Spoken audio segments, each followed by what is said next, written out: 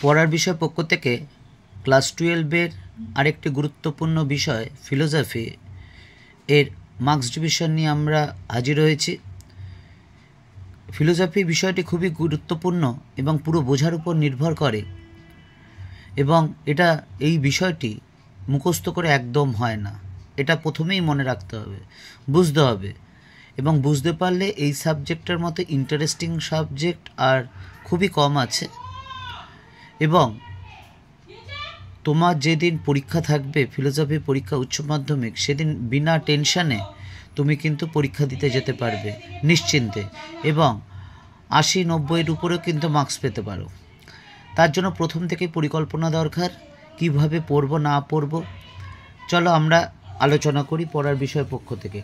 দেখো, ফিলোসফি সাবজেক্টটা অবরোহ আর আরোহ এই দুই ভাগে ভাগ আছে। প্রথমে আমরা অবরোহ নিয়ে আলোচনা করব। দেখো, অবরোহতে যে প্রথম চ্যাপ্টারটা আছে যুক্তি। এই যুক্তিতে এমসিকিউ 3টে আছে, এসএকিউ 1টা আছে, টোটাল মার্কস 4 আছে। 2 নম্বর হচ্ছে বচন, এটা 2টো এমসিকিউ আছে, এসএকিউ কিছু নেই, 8 নম্বরের একটি আছে, অর্থাৎ টোটাল মার্কস 10। তৃতীয় চ্যাপ্টার বচনের বিরোধিতা, এটা 2টো এমসিকিউ, 2টো এসএ আছে, টোটাল মার্কস 4 নম্বর আছে। চতুর্থ অধ্যায় অমাধ্যম অনুমান, এটাতে কোনোতে এমসিকিউ নেই, এসিকিউ 1টা আছে এবং 8 নম্বরের একটি আছে, 9 নম্বর। নিরপেক্ষ ন্যায়, এমসিকিউ 2টো আছে, এসিকিউ কিছু নেই, 8 নম্বরের একটা আছে, টোটাল 10টা আছে। প্রাকল্পিক বৈকল্পিক এবং বুলীয় ভাষ্য, এই ষষ্ঠ এবং সপ্তম অধ্যায়ে 2টো করে এমসিকিউ, 2টো করে এসে আছে, 2টো চ্যাপ্টারে 4 করে আছে। লাস্ট চ্যাপ্টার অষ্টম চ্যাপ্টারে অবরোহ অনুমানে সত্যাপেক্ষক, 3টে এমসিকিউ আছে, 2টো এসএকিউ আছে, টোটাল 5। তাহলে দেখো এখানে, অর্থাৎ অবরোহতে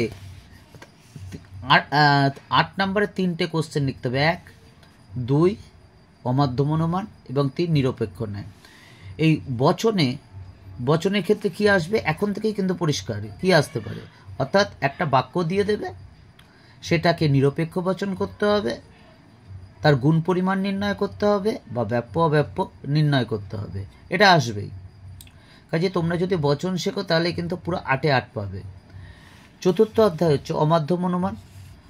অমাধ্যম অনুমানে অর্থাৎ আবর্তন ব্যাবর্তন, এটা এখানে 8 থাকবে। তা আবর্তন বা ব্যাবর্তন থেকেই কোশ্চেন আসবে, অর্থাৎ বচন করতে হবে, বাক্য থাকবে, তার থেকে বচন করতে হবে, সেই বচনটার আবর্তন বা ব্যাবর্তন করতে হবে। অর্থাৎ আবর্তন ব্যাবর্তন করতে পারলেই কিন্তু হবে, অর্থাৎ বচনটা করতে আগে হবে, অর্থাৎ বচনটা না করলে কিন্তু তুমি এই আবর্তন ব্যাবর্তন করতে পারবে না। এবার দেখো যে তৃতীয়টা আছে নিরপেক্ষ ন্যায়, এটা হচ্ছে বৈধতা বিচার। এটা খুব সোজা, এটাও বোঝার আছে যে 4 পদ ঘটিত দোষ, হেতু দোষ, পক্ষ দোষ। এটা একটু প্র্যাকটিস করলেই তোমরা কিন্তু 8-এ 8 পাবে। অর্থাৎ এই যে 3টে 8 আছে, দ্বিতীয় অধ্যায় বচন থেকে বা চতুর্থ অধ্যায় অমাধ্যম অনুমান থেকে এবং পঞ্চম অধ্যায় নিরপেক্ষ ন্যায় থেকে, এটা যদি তোমরা পড়ো তাহলে 24-এ পাওয়া কিন্তু কোনো ব্যাপার নয়। না, আমি একদম কিন্তু বাড়িয়ে বলছি না তোমাদের। তোমরা যদি পরিকল্পনা মাফিক ফিলোসফিটা পড়তে পারো তাহলে কিন্তু একদম সোজা সাবজেক্ট। অর্থাৎ আমরা অবরোহ অনুমানে দেখছি 16টা এমসিকিউ আছে। দেখো, যোগ করে দেখো, 3, 2, 5, 7, 8, 9, 10, 11, 12, 13, 14, 15, 16। দেখো 16টা এমসিকিউ আছে আর 10টা এসিকিউ আছে। দেখো যোগ করলে 10 হবে। 8 নম্বরে 3টে আছে, 24। এবার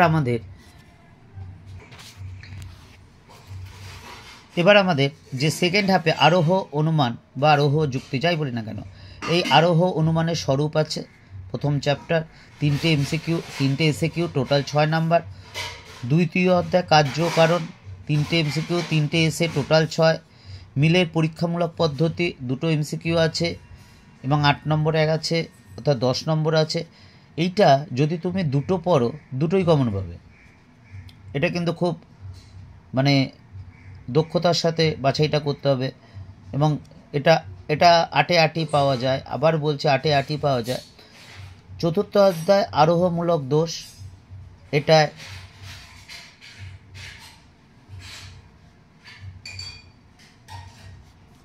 এই জায়গাটা ইয়ে হয়ে গেছে, এই জায়গাটা কিছু মানে আরোহমূলক দোষে তোমার এই জায়গাটা এমসিকিউ কিছু থাকবে না।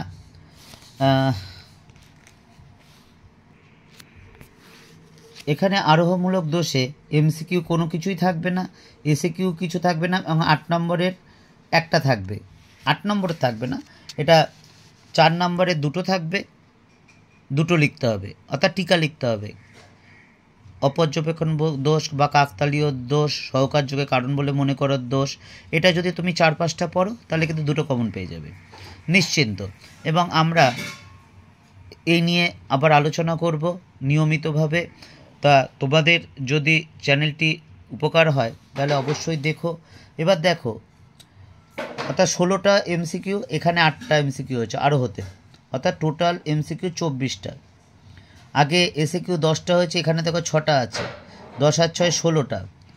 আর 8 নম্বরের অবরোহতে 3টে আছে আর আরোহতে 2টো আছে, 40 নাম্বার, অর্থাৎ টোটাল 80 নাম্বার। এই হবে তোমাদের পরীক্ষার নাম্বার ডিভিশন। এবং যদি বোঝো এবং যদি বচনটা করতে শেখো, হ্যাঁ বচন কোনো ব্যাপার নয়, তোমাকে 8টা শব্দ মনে রাখতে পারলেই তুমি কিন্তু বচন শিখে যাবে খুব সোজা। তা আমরা পরবর্তীকালে আলোচনা করব যদি তোমরা বলো। এবং যদি তোমরা ভালো লাগে অবশ্যই চ্যানেলটি সাবস্ক্রাইব করো এবং তোমাদের বন্ধুদের দেখতে বলো। এবং যদি উপকার পাও তাহলে অবশ্যই জানিও, এবং সাবস্ক্রাইব করলে আমাদের ভালো লাগবে।